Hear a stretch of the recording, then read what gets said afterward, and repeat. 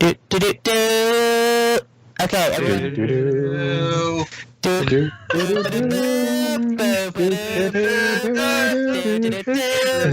is going on YouTube.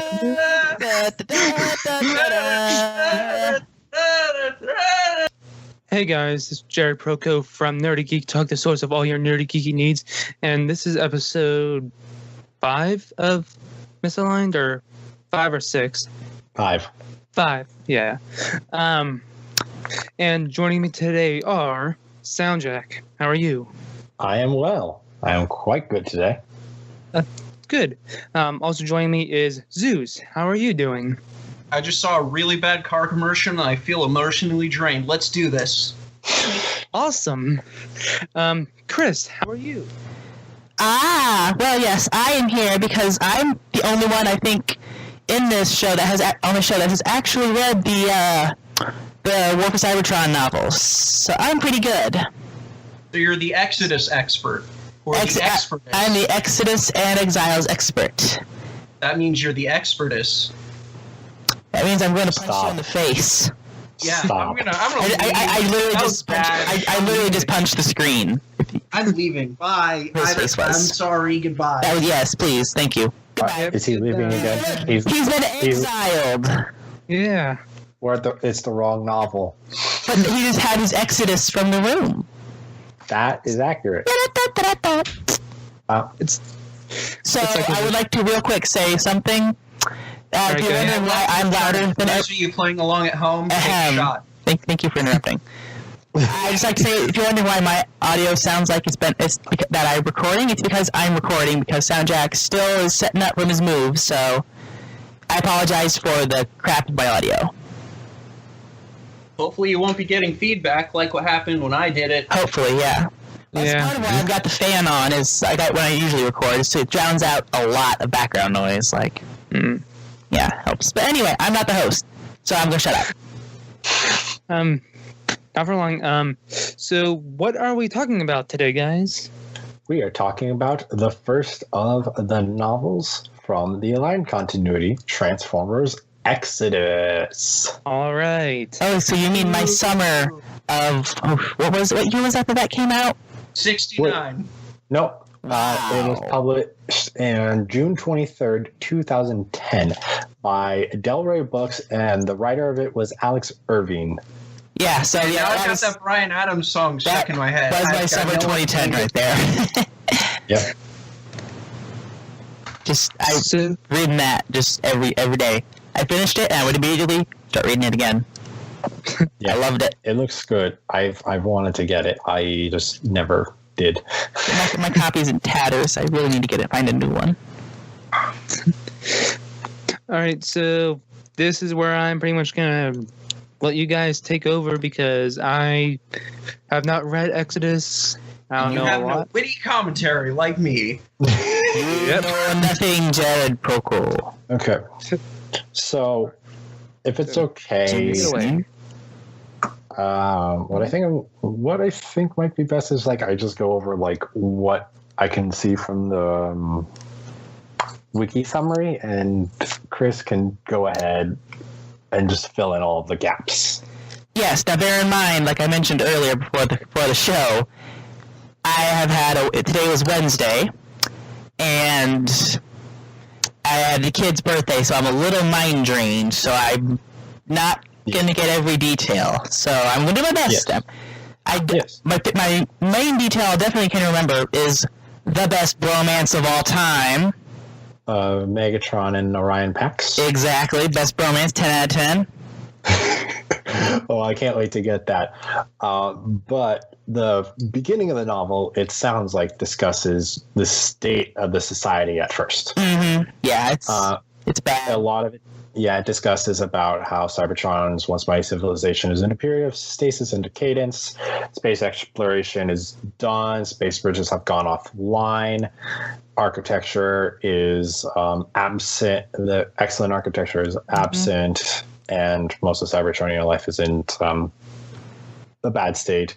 There's the caste and guild system, which we have talked about in previous episodes. Go watch those so as you have more information on the Aligned continuity, where they are born from the Well of Allsparks, and they are just assigned to a caste and can't move out of that job for the rest of their lives. Yes. And even though there is an exception for those who do exceptional work in their field, some are allowed to move up, as I recall. okay, That I might be confusing that with the IDW, but it may also be a shared thing. But yes, it may be a shared thing. It's a very similar concept, and it sounds accurate because I think the cast page might say something about that, but whatever. But the most important. It's not important to mention how the universe that we're talking about works. No, yeah, absolutely not.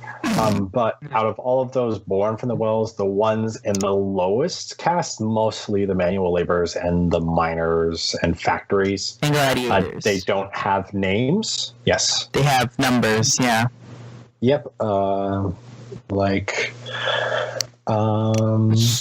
important figure, D16, who we'll get to in a little bit, but it seems like there's a little bit more talking about how Mitra will kill me if I don't quick mention how that really reminds her of the clone troopers. I was about to say that same thing. They start with letter numbers, and then they get a nickname based on some defining trait or whatever.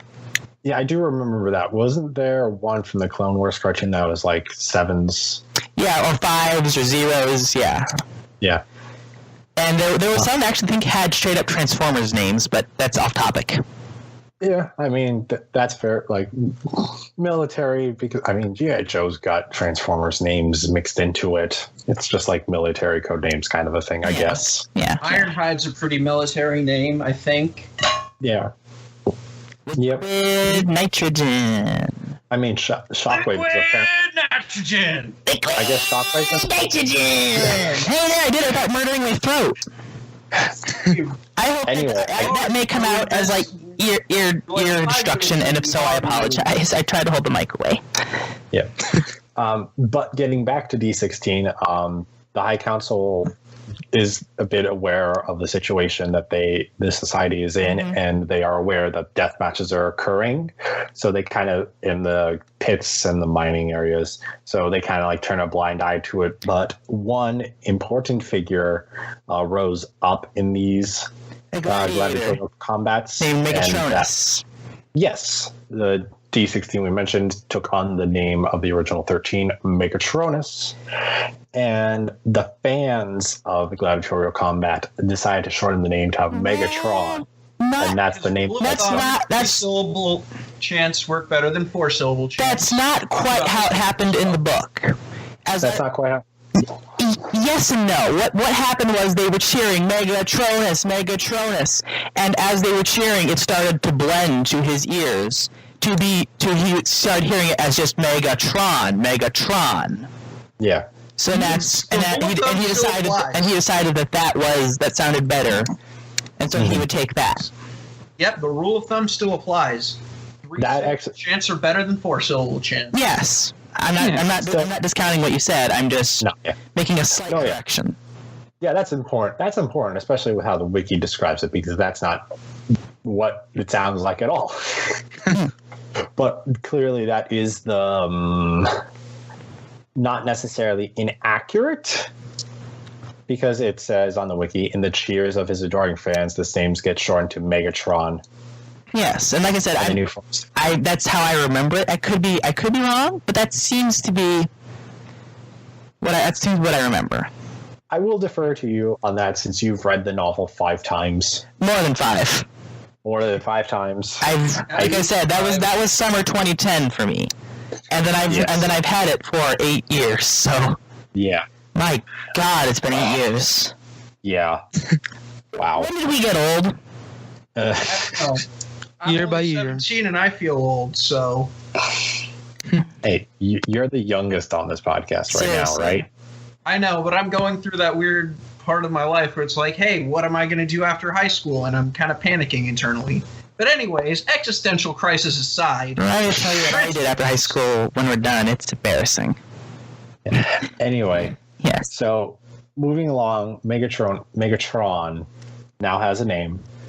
And then we move on to talking about Orion Pax, the data clerk, who is dissatisfied with the caste system. Who then gets assigned to eavesdrop on Megatron's political speeches and file them appropriate for use for the High Council. Well, I don't remember if this happened first or second, his correspondences with Megatron.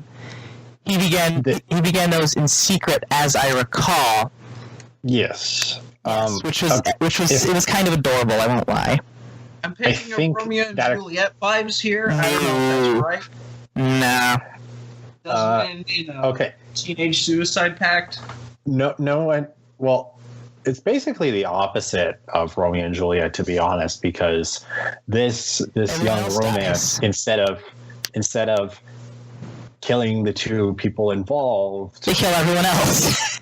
No, instead of killing the two people involved and ending a feud between two factions rise out of their lovers' dispute, and an entire war starts because of it.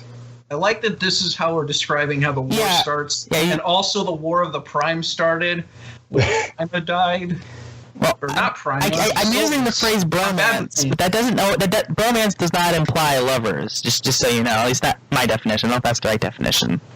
I know, but I still ship it. So anyway, sometimes I just gotta ruin things. That's my job here. I've noticed. I've watched the first 4 episodes. Yeah. But back to what you were talking about, the secret correspondence. I think that occurs after, because the next thing the summary says is that Orion's mentor, Alpha Trion, who, if you didn't watch our previous episodes, is one of the 13 original Transformers, then sends Orion to sends him to talk with Megatron. Yeah. So I guess Orion was already doing research into it before Alpha Trion gave him go talk to Megatron mission. Yes. Well, I remember from the book he meets Megatron, but we get to see Lugnut and Barricade. I remember those guys. That was pretty cool. Lugnut's in the book. Briefly. I love Lugnut. He's the best. Why is he not in the rest of Prime? I don't know. Bring back Lugnut. Well, I don't. Bring back the one true Decepticon. If memory serves, he was, and just from my brief watching of Prime, he does seem to be about the same personality-wise. So, yeah, I agree. They should have had. I told you need to read these books. They're good. Yeah. And then, then after he meets Megatron, they actually go and they watch a gladiatorial fight. And I know Orion sees, I don't know if people from the High Council or people in respectable. I know he sees Jazz there, and I know there's another thing with the fight and Megatron cheering, but it's been a little while. Wasn't there something about the Insecticons in a gladiatorial fight? Maybe. I know in the opening fight we get with Megatron, he's fighting a horde of Minicon combiners, and he's repulsed by them. The bots giving up their individuality to form a gestalt that repulsed him. That's weird, because usually the Decepticons are obsessed with making combiners. Yeah, put 2 of them in a room, and they get one trying to climb on the other's shoulders in 2 minutes. Yeah. Thank you, Swerve, for that wonderful quote. Yes. Beautiful quote. It's perfect. Yeah, it really is. It's good. But yeah, I thought that was interesting, especially if you compare that to G1 Megatron, for example. That dude was obsessed with combiners. Yes. Yeah. So that's. But there was discussion about that, and they also the wiki also notes that I guess we also get introduced to Soundwave and his minicons, as well as Shockwave. Yes, Shockwave is basically Megatron's physician at the time. Interesting. And we meet Soundwave. Apparently, Soundwave meets Megatron in the gladiatorial arena. In a non-fight to the death match. Oh, so he was like a referee. Also, I think you mentioned about the Vow of Silence. Soundwave does speak. Yes, I actually noticed. Yeah, it's not much, but Yeah. Okay. He doesn't. He's not so good with his vow of silence, because he speaks here. He spoke in Prime. well, I in mean, how much SoundJack's does this guy defense, I don't know if he was exactly. I don't know exactly if he was talking or it was nonverbal communication via electrical impulses, which would be translated to the reader as words. Let me make a comment on something, because I saw this today and it was funny that it came up today. Mm-hmm. There was apparently a couple of notes from the Exodus novel page that were deleted, or no, from the Covenant of Primus pages that were deleted because someone made a note saying like, "Oh, Soundwave did speak in Exodus even though he took a vow of silence," and someone else was like, "It's the aligned continuity. It's weird. It's not technically all in canon with each other." And what's the point of this show? To let people decide for themselves what they like and let people know about everything. And let me rephrase. To let You're people not know even about you're not even the everything. main host on this. You're not even one of the regulars on the show, and you know what the show's about. I listen to it. That's good. That's good. Thank you for being a solid audience member. Then Yeah. You should have me on more often. But anyway, I digress. I'll have you on for the other novels at the very least. Oh, you will? Oh, spoiler alert. Yes, I'll be back 2 more times. Yes. Well, we'll need you unless one of us obtains the novels between now and then. Anyway, You obtain your brain. Good luck. Anyway, so let's move on. Yeah. There is mention of the Crystal City. I remember Soundwave having his minicons infiltrate it. But it's I don't quite remember why. But it is cool that the Crystal City is still canon in this continuity. I kind of like those episodes, so, you know. the Crystal City's. Yeah. Plus, you know, can't say Crystal without saying Chris, so. Mm-hmm. I don't remember what a Crystal City is. It's a city made of crystals. It's from the Generation 1 Wizard cartoon. of Oz. Got it. It was, well, that is a good point. For people that don't know what the Crystal City is, in the Generation 1 cartoon, it was a city that gleamed like it was made out of crystal that was built by the Constructicons before they were the Constructicons in one of the 3 origin stories that the Constructicons have in the G1 show. Yeah, because they have one where Megatron makes them in a cave, and then one where they actually existed on Cybertron the whole time. And then another one where they made Megatron. Wait. Huh? Yeah. Inception noises. This guy? Anyway, so in the continuity of the Crystal City, the Constructicons were like regular people that were basically good guys. They were friends with Omega Supreme. They built the Crystal City while Omega Supreme was its defender, and then Megatron brainwashed them into becoming the Decepticons, and then they trashed the Crystal City. Oh, and speaking of Omega Supreme, he does come up a little later in the book. And Yes, he will be. he kicks some ass. Let me just say He will be important, very much so. Mhm.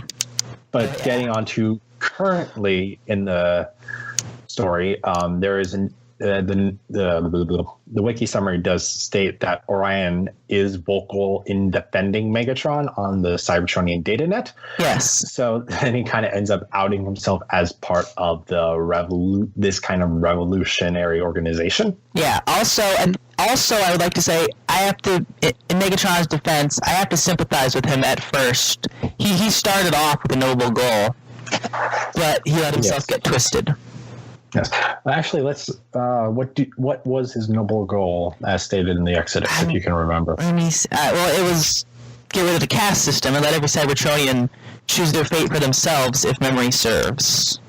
Okay. Just wanted to make sure, because that's about right, but I didn't want to make sure I wasn't confusing myself with the IDW stuff. Yeah. Another note for the people playing along at home. My dog just showed up to interrupt the recording. Take a shot. Hey. Take a shot of orange juice. Yeah. Take Take a shot of orange juice. Because we're not supposed to encourage drinking. So, orange juice, not alcohol. Don't drink alcohol. That's bad. Yep. She says... I'm I've been waking. drinking since she was 13. Anyway, But moving along, after Orion outs himself as kind of part of Megatron's revolution, terrorist attacks do start occurring in Megatron's name. I remember there was a Minicon suicide bomber at 6 lasers over Cybertron. Yes, that's the main one that the wiki does note, that there was that the 6 lasers over Cybertron amusement park, which for amusement park. Yes, they had an amusement park. It was first referenced in Beast Wars. Yep. Sometime during the 2nd or 3rd season, I think. Yes. No, 2nd season. By Shidor. Yes, because they're talking about like what they're going to do when they get back to Cybertron, and Rat Trap is like talking to Silverbolt about like going to what sounds like some kind of bar with. None of you can see this because this is an audio recording, but I'm breaking down right now. 6 lasers kind of threw me for a loop too. I was just like, no. This was a good and serious story, and you made it a little silly. This is my breaking point here. SoundJack. I have nothing against there being an amusement park on Cybertron. But come on. 6 lasers over Cybertron. Come on. If they were going to parody a real Earth park, what other park could they parody? Disney? But you can't make a pun off of that. Oh, I'm sure. Give me like half an hour. I'll get you something. Okay, so by the end of this episode, I expect you to have a Cybertron-related pun of Disney for a Cybertronian amusement I'm already park. working off the word diecast, so yeah, all right. Okay. Anyway. Just diecast world. Yeah, there we go. Okay. Boosh. Fine. Anyway. So the bombing of 6 lasers happens. Megatron does repeatedly, and the wiki notes, and seemingly quite earnestly swears not to know who committed these crimes and disavows them. Is he winking too?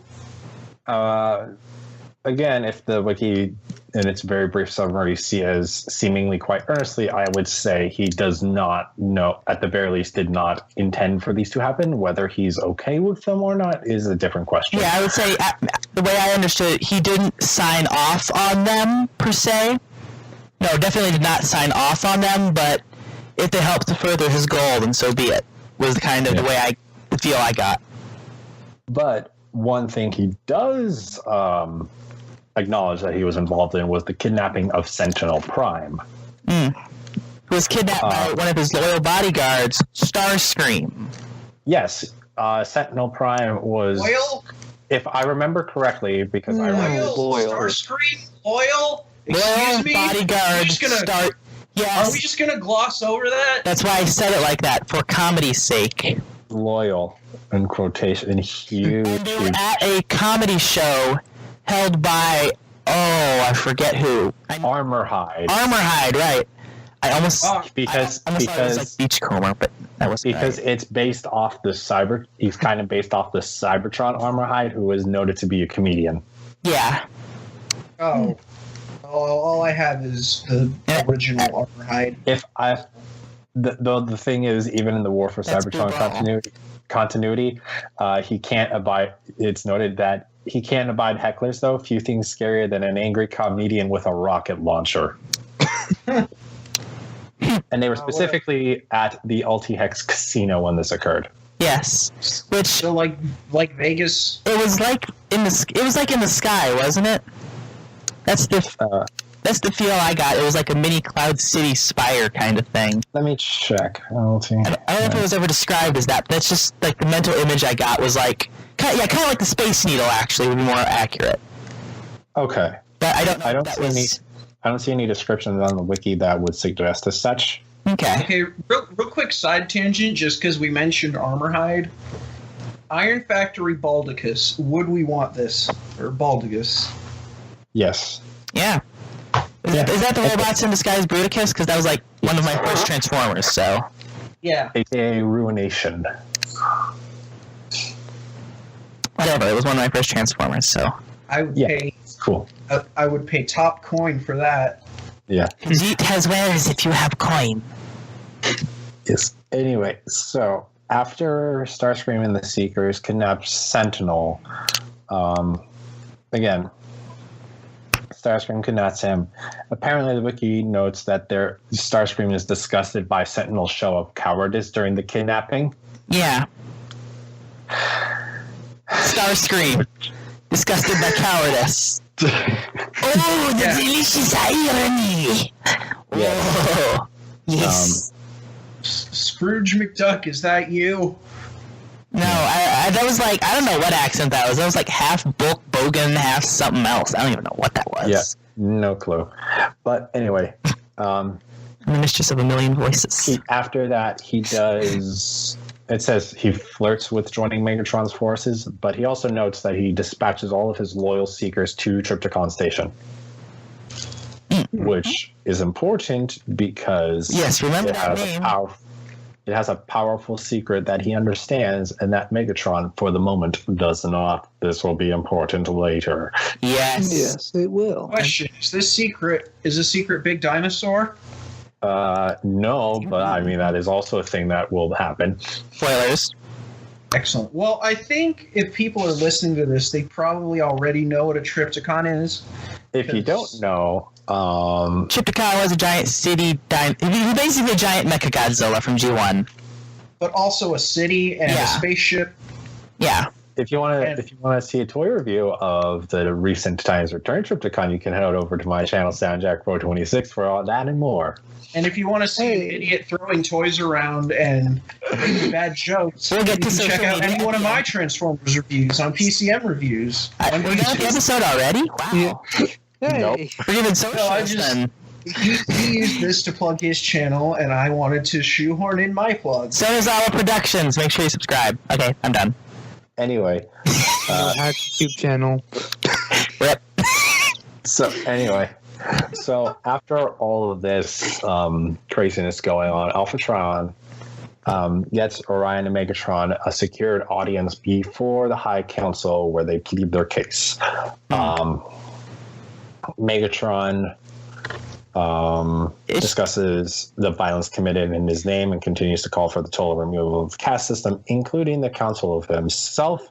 And it seems to be at this moment that he takes on the name that several people have coined his movement, Decepticon. Yes. That doesn't seem like a great thing to name your movement. Well, he actually mentioned something about that.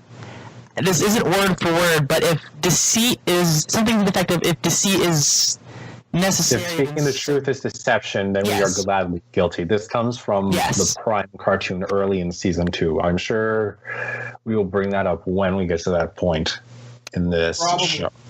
But yeah, I guess I just forgot that because it's been forever. Yes, we're going to have to spend a lot of time watching the show. Yes, we are. And then we're going to watch Rescue Bots. Rescue Bots. Anyway. I have one for my kids. Anyway, and then after Megatron's done, Orion comes to speak and points out that, and basically has the same gist as that he wants to get rid of the caste system just like Megatron does, but notes it in a more political and kinder manner, noting that if the caste system were in place, there would have been no way they could have repelled the Quintesson invasion of old. That he proclaims their fuller potential as a race if each individual were to be acknowledged as an autonomous robot using the ancient contraction Autobot as an expression of the ideal. That's where that came from. Okay. Yep. That's when the term Autobot is first coined. Yep. In continuity. In this continuity, yes. Yes. At that point, High Chancellor Halogen speaks, and he says that they might have a point. And noting that the Cybertron society might become too static for its own good. He then decides to proclaim Orion Pax to be Optimus Prime, the new leader of all of Cybertron, with his first mission to reclaim the matrix of leadership that has been lost to the ages. That's different from what was in the Covenant. It's also very, very random that he just happened to be like, oh, okay, yeah, you're Prime now. Congrats. Also, you'll find this magical rock thing in a frame that we lost. Yeah. It's actually not No. It's actually not different from the Covenant in terms of halogen. No, but he didn't have to go and find it, did he? He did. Oh, he did? Yes. Yeah, The see, that's why I listen back. I forget things. The difference was Sentinel Prime wasn't captured yet in the Covenant of Primus, and we didn't properly discuss that yet. That will be the next episode. Not literally the next episode, but the next episode we have discussing something from the Covenant of Primus. We will be talking about that. But after this, Megatron is upset, to say the least. Hello. And kills Counselor Halogen. When you said that, my dog got a very concerned. I don't remember that happening in the book. At least not right away. Not her. What do you remember? Because I remember him storming out with his Decepticons in tow. There may have been a fight. I don't remember Halogen dying then and there. Again, it's... But he does die. He just... I don't remember if it was right then and there. From what I got, again, this is what I'm gathering from the wiki. Megatron is livid at the elevation of his former colleague, believing it to have been set up from Orion all along. He kills Halogen at once. Both sides marshal for war. Optimus is at least able to convince Megatron to not commit further violence within the council halls. Instead, the two sides would retreat, with High Councilor members Contrail and Ratbat aligning with Megatron's Decepticons. Okay, then I need to reread. Obviously, I need to reread because I. It's the Mandela effect, man.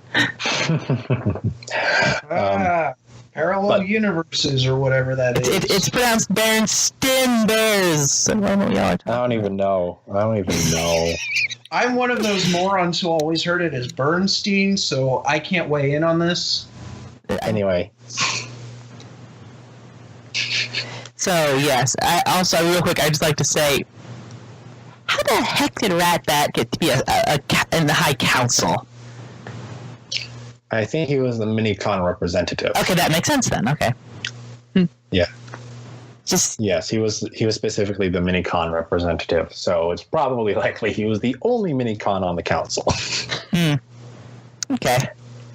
Anywho, if memory serves, after that happened, there was a bit of a time skip where there was just like major Alpha Trion cataloged major events from the war, such as the destruction of Tarn and Voss, if memory serves. Yeah, because that was important for getting the Seekers involved, and that was something plotted by Shockwave, if I remember correctly. Yes. Fun fact, it's impossible for me not to think of the IDW characters when I hear those city names. I mean, you can't now, at the very least. They were named after the cities, so I mean, yeah. Yeah, Exactly. So it's very important. I know things. I read sometimes even more than one word at a time. Yeah. There's also mention of Autobots basically only having control of Iacon in the city of Callus with its powerful underground fusion reactor. The discussion of the Wreckers fighting with being led by Ultra Magnus, fighting hulking Decepticon combiners such as Devastator. And if I remember correctly, for some reason Megatron wasn't disgusted by. Yeah. Speaking of which, I think it was mentioned that there were two Devastators working at once. Yeah, that was confusing. I was like, because I think it was pulling from the recent Revenge of the Fallen idea for Devastator, that there were multiple sets of Constructicons that could form multiple sets of That's exactly what I was thinking too, yeah, when I read that. I think that was the thing. Yes. And there was something about chasing Minicons and then the Autobots having Defensor. And there was also something about someone allegedly ripping off the head of Bruticus, but I don't remember that bit. Was it Ironhide who did that? Or allegedly did that? Screams liquid nitrogen again. The wiki does not. Nitrogen! There you go. Ow, the wiki doesn't note that event, so I don't know. That was a minor thing in the book, just a little detail. Albatron was like, he said something to the effect of like, supposedly so and so. He goes, Ironhide claims to have ripped to have ripped off the head of Bruticus personally or something. Yeah, no, that's probably a good thing they said allegedly, since Bruticus is a kind of a big player in the Fall of Cybertron video game. Exactly. So yeah. Granted, that's not necessarily in canon with the novels. So Despite being in the same. But everything's in canon because this is the aligned continuity. Everything is canon and nothing is canon. And nothing is sacred. Schrodinger's canon. And nothing is sacred. Yep. And Jared, I swear to God, if you... He's holding up his Bruticus, and I just... And I'm holding up a certain finger. Ah, yes, the third the third finger. A very good choice. Excellent choice, my friend. Thank anyway, I'm holding up two of them now. And Very nice. Jared can't see me, so... Right. no, anyway, the last important detail during the war, this seemingly flash forward of noting war stuff, is that the Autobots end up launching the Allspark into space from Megatron getting control of it, and Bumblebee having his vocal cords painfully damaged. And in this there's battle. another thing about Bumblebee. He was actually the last Transformer to be born from the Well of All Sparks. I do remember mention of that. Yes. So. Yeah. Quick note I want to mention is that, because we're not going to talk about it in full, there was a short story that was written by Alex Irving, who wrote Exodus, but I don't know what specifically up with it, but it's considered Apocrypha, which is pseudo-canon, but it was still written and published, and just goes into detail about Bumblebee at Tiger Pax, which is the title of the thing at the specific battle, and how he lost his voice and all of that. I just don't understand why it's only considered Apocrypha rather than proper canon. Yeah, I mean, it's not like it is with Star Wars anymore, where, it's... You might as well just say it's canon. Yeah. Well, it's specifically considered Apocrypha by the wiki, so I figured it was worth a footnote, but we don't even have to talk about that. Because it's not actually in the canon. For some reason. Anyway, so then... It looks like we start, if I understand correctly at this point, Chris, we're, we kind of get back into the main time. Yes. We're in one solid period of time for a solid while. Right. Yes. And if I recall, this is where we get to the dark stuff. Yes.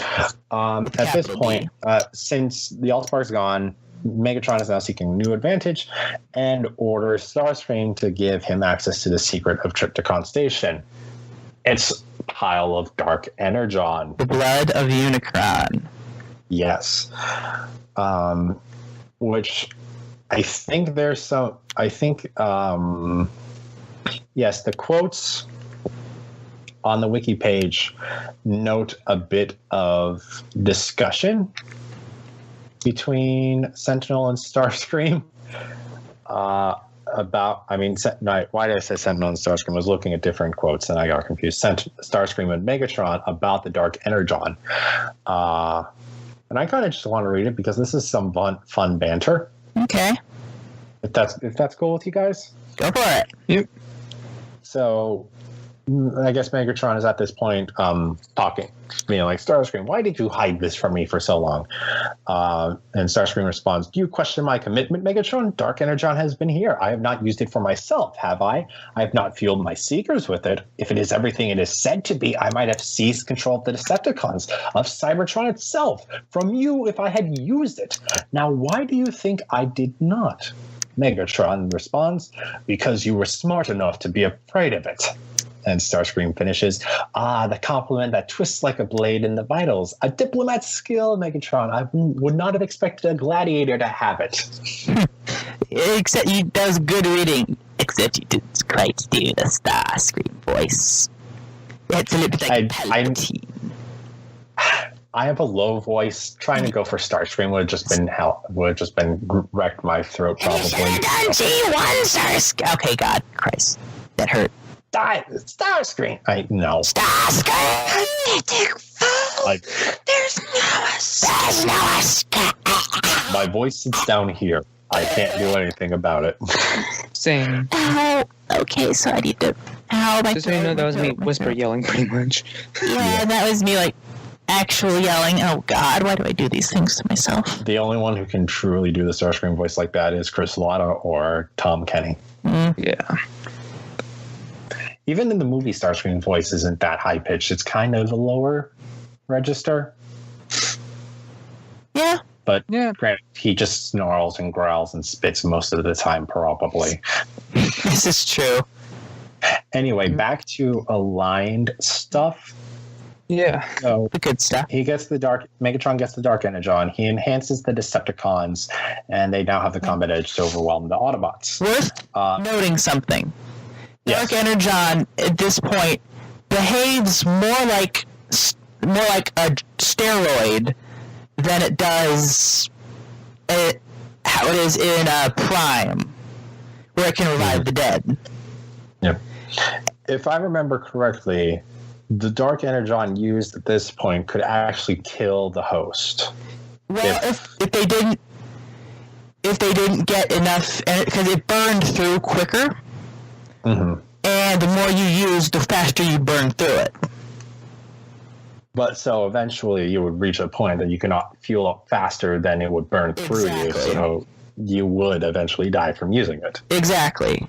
Which is interesting because that's not how it works in Prime, and we'll get to that later. But in order to accelerate the spread of the Dark Energon, Megatron seeks to control the plasma energy chamber, which, referencing other things, was pretty much the plot point of the 3 season 4 episodes of the original Generation 1 cartoon. Yep. It was just plasma energy. It was just a powerful energy source that ended up being responsible for restoring Cybertron to its golden age status or an energy level.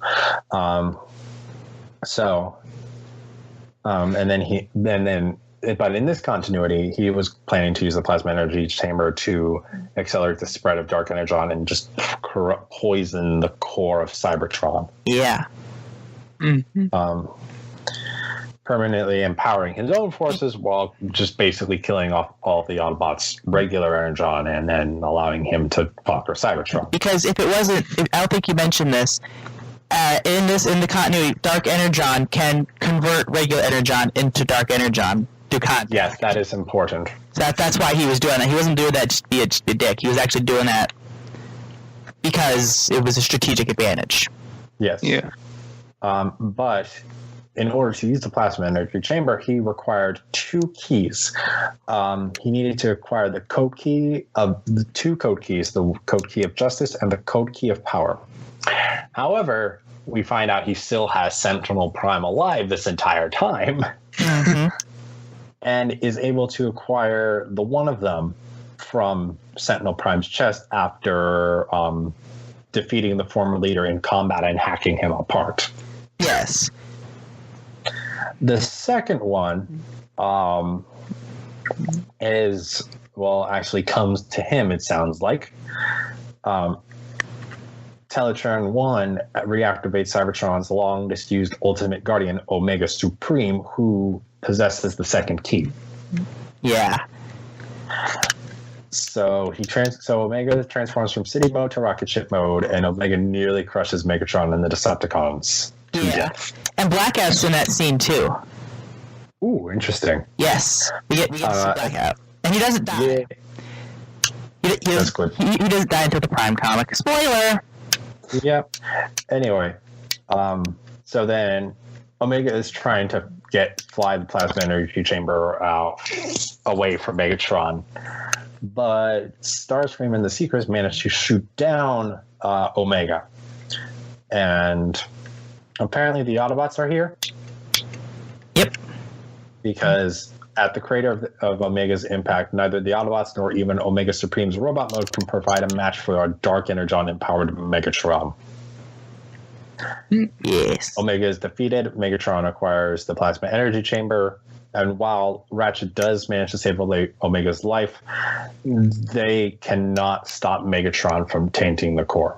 So Optimus and a select group of Autobots that include Jetfire and Bumblebee have to struggle their way down to the core of Cybertron, dealing with the whole delirious effect of the Dark Energon, which they did keep.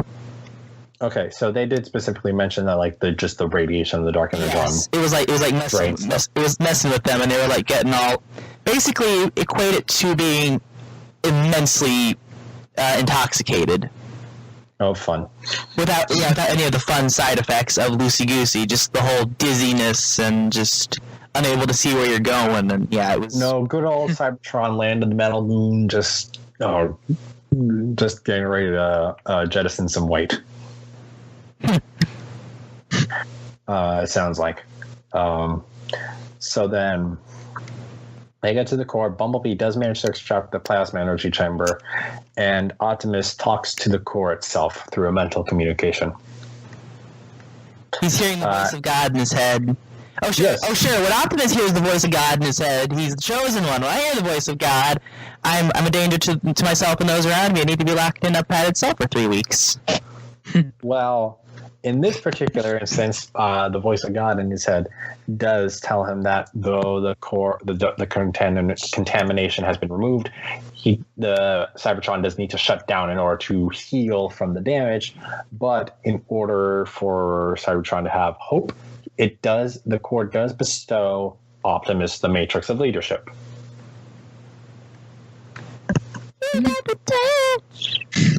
But however, even though Optimus Prime does have the Matrix of Leadership, since Cybertron has shut down, they have to leave Cybertron or die.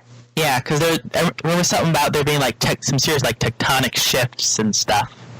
Yeah. However, a lot of the Autobots that try to leave don't survive that way either, because they are all being shot down by Trypticon Station.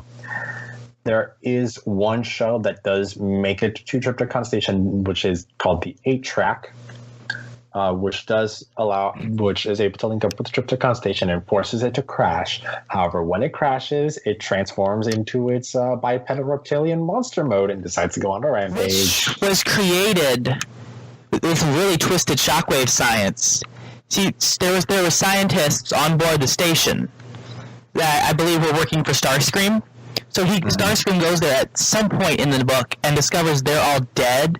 They've had their sparks ripped out. Shockwave has like put them in like some sort of, I don't even know what, the sparks to create like a mega spark, which he used to give life to the station. Mm-hmm. Which is really messed up when you think about it. However, I'm going to note a thing. Mm-hmm.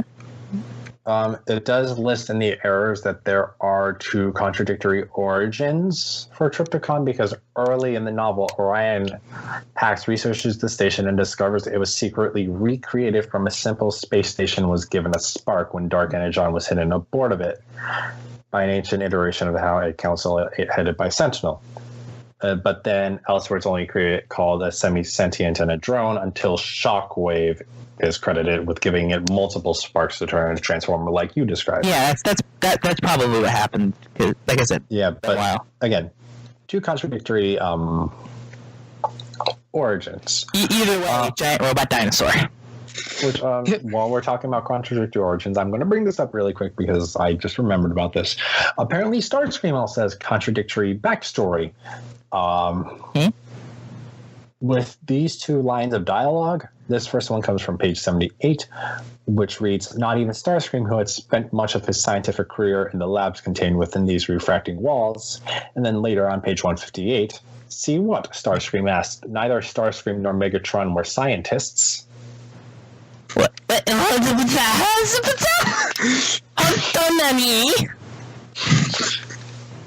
Yeah. I don't know why I'm defaulting to Japanese with that. What? Yeah. I'm going to mute my mic for a second.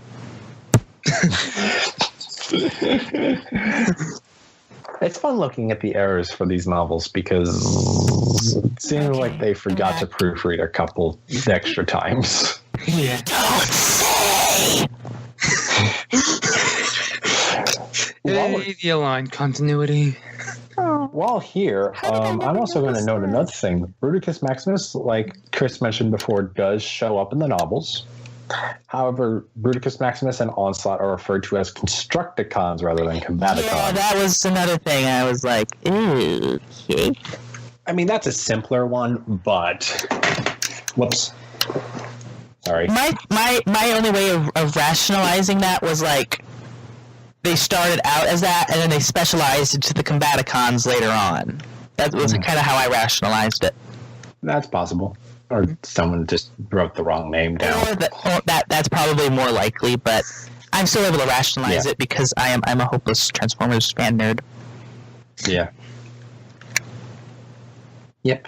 But back to Trypticon and the space station. Well, after that, because what happens with Trypticon and the Rampage? Because the wiki summary doesn't note that. Oh, what? I legitimately do not remember. Okay, does he just go on a rampage and then it's just dropped from the book? It's probably just implied, and then someone. I know. So I vaguely remember someone stopping him. I don't remember. Okay, because the only thing that happens is a little bit later, but it's not like the rampage has been stopped or halted or anything. All I know is that when however it is that they stop him, it's either when they stop him or later on he's like can no longer transform. It damages him so that he can no longer transform. Yeah. So he's stuck as something else, which we'll get to a bit later. Yep. Anyway, so after that, Alpha Trion gets concerned about it and puts plan a radical idea, and it is to create the largest spaceship in Cybertronian history, which will be called the Ark, which will allow most of the Autobots to escape. Two of every bot. 2 by 2. The only ones that don't manage to escape, well, choose to stay behind, are Ultra Magnus, the Wreckers, Omega Supreme, and Alpha Trion, so as they can hold on to what little territory the Autobots have. So they take off, and then Megatron becomes aware of this and orders Trypticon to transform into a Nemesis-class supercruiser. A Nemesis... Yeah, that's a ship. That's the ship from Prime. That's right. Yep. That ship used to be a giant robot dinosaur, made from the sparks of dead scientists. You're welcome. Yep. You'll never look at it the same way again. I sure don't. Mm-hmm. Oh yeah, but when Megatron does this, he leaves Shockwave as in charge of the Decepticons and dictator of the planet. Just like back in G1. Yeah. So then the Nemesis chases down the Ark. The Ark is heading for the last possibly functional space bridge, which there's no guarantee it will function, since none as it says, none alive know how to use it, even though they were all alive when at the very least Orion Pax was alive when the space bridges first started. And Prowl is in exile, so Prowl was alive. Prowl operated the space bridges. Yeah, so what gives? Anyway, well, that was written far after. So anyway, so they go through the space bridge, and it does activate, and it does teleport them somewhere. They don't know where. It's vaguely. There's like the vaguest of implications that it's Earth, but it's not. But it's like it's. I think he describes it as a blue-green orb. Interesting. So that's interesting because that's not. Yeah. Because I think that's their way of getting around. If there hadn't have been a second book of explaining them getting to Earth. Okay. But also leaving it open, you know. Yeah. But does the Wikipedia say the line that it ends on? It doesn't say the line that it ends on. The Optimus himself speaks. He literally says the words, Autobots wage their battles to destroy the evil forces of the Decepticons. Nice. I both love that and kind of cringe at that, but it is, I admit, it's a good, yeah. Yeah. The last thing the wiki does note is that now that they are in an uncharted sector of space, Prowl detects this energy signal of the Allspark, and they chase it down. When the Bayformers happen. Yeah, that's the other reason why it's like very faintly implied to be Earth. Yes. But that is not Earth because 2 novels happen in between that. Yeah. Between the end of this and them arriving on Earth at the very least. Yeah. And I gotta admit, the next novel is probably... I love the first one. I have to say, I think I like Exiles just a little bit more. Yes. But yes, that is Exodus. All right. It's an amazing book. We did not, honest to God, I gotta say, we did not do it justice. If you can get your hands on this book, please do yourself a favor. Read it. If you find it at the library, read it.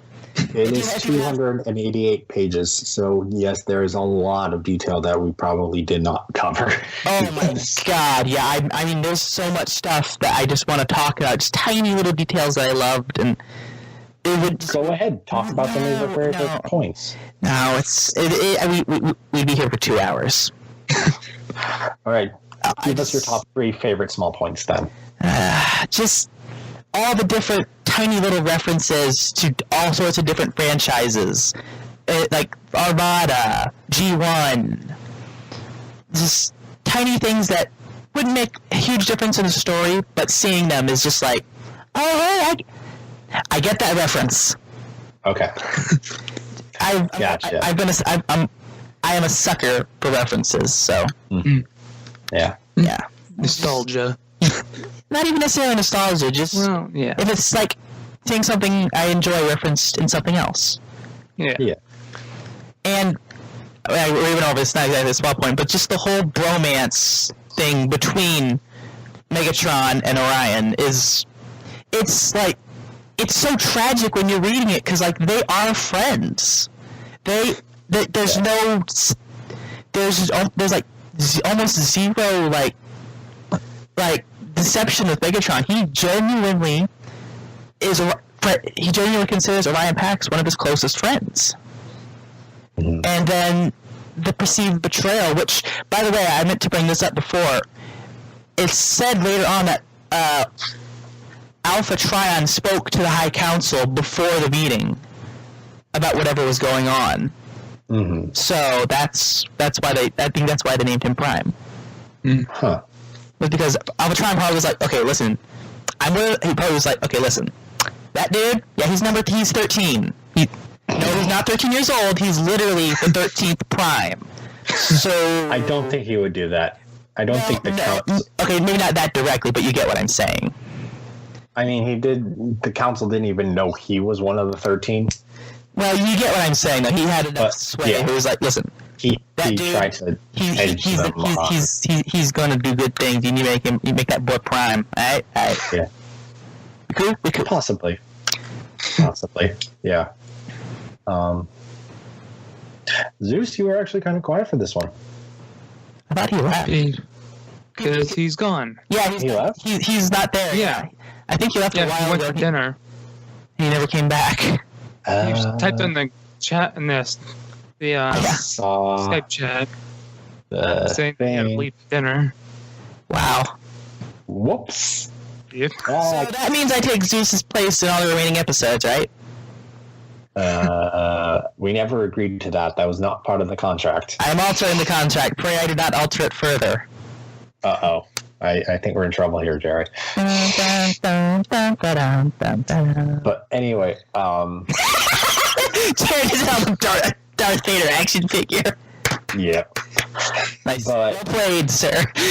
So, Jared, then, do you have any other comments of what has been discussed in this episode? Not really. I believe you all covered everything pretty well. Or do you, or maybe a better thing to ask is, do you have any questions in regards to anything covered or discussed? Not really that I can think of off the top of my head, no. Okay. Then I think we are done talking about Exodus. So Right. yeah, Yep. the next, So, just for a heads up, next episode, we're not going to be talking about the Exiles novel next. We will be talking about the War for Cybertron, Rise of the Dark Spark, and Fall of Cybertron video games, specifically the ones for Xbox, PlayStation, and PC, because Wii and DS have different versions, and we'll have to talk about those at a separate time. But the main video games you think of when you think of War for Cybertron, Fall of Cybertron, we'll be discussing those on the next episode. Okay. All right, so thank you all for watching. Remember to follow the Nerdy Geek Talk channel on YouTube. If you're watching on YouTube, we're also on iTunes, Stitcher, Google Play, all that good stuff. And also be sure to follow the Nerdy Geek Talk Twitter page, where you can find all the different shows that's on the channel. And I believe I covered everything. It's been a while. Yeah. Just your social medias and the rest of our social medias. Yep. So, SoundJack, what is your social medias?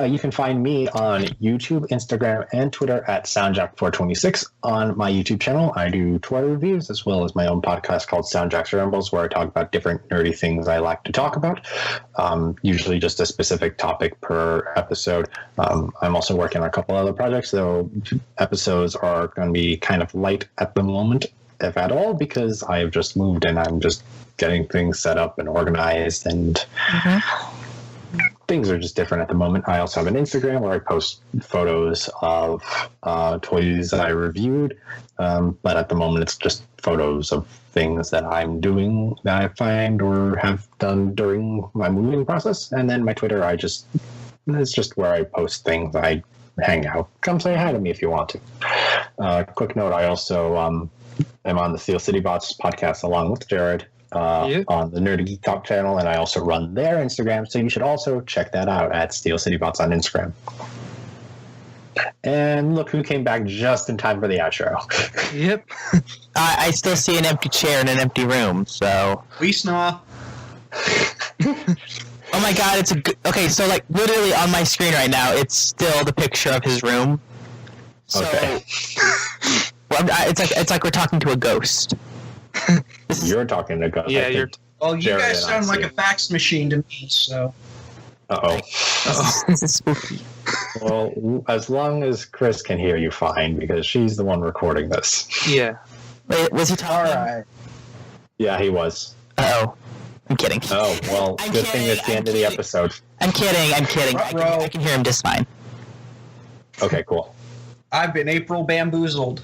So my turn for social media. Because good. I'm awesome. Okay, I've got 2 Twitter accounts now.